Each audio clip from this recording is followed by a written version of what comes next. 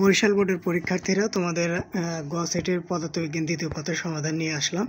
ওকে 1-এর গ নম্বর হবে, এরপরে 2-এর গ, 3-এর খ নম্বর, 4 নম্বরটা দেখো 4 নম্বরে হবে গ নম্বর, এরপরে 5 নম্বর দেখো 5 নম্বরে হবে গ নম্বর, 6-এর ক নম্বর, 7-এর খ, 8-এর গ, এরপরে 9-এর ঘ নম্বর হবে, এরপরে 10-এর হবে ক নম্বর।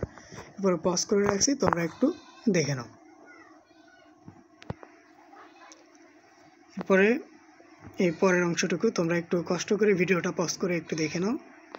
অন্য সেটে যারা আছো তোমরা একটু কোশ্চেনটা দয়া করে মিলিয়ে নিও, তাহলেই হবে।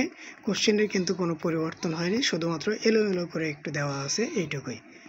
এরপরে 11 দেখো 11 নম্বরের গ, 12-র ঘ, 13-র ঘ, 14-র খ, 15-র খ, 16-র ঘ, 17-র ঘ, 18-র ঘ, 19-এর খ। এরপরে 20 নম্বরটা দেখো 20-এর ক, 21-এর খ, 22-এর ক, 23-এর খ, 24-এর ক, 25-এর খ।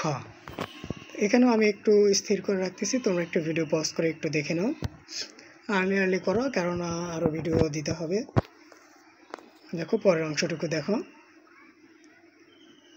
আচ্ছা, এরপরের অংশ, এরপরের এই যে 17 থেকে 25 পর্যন্তই দেওয়া আছে, তোমরা একটু দেখে নাও।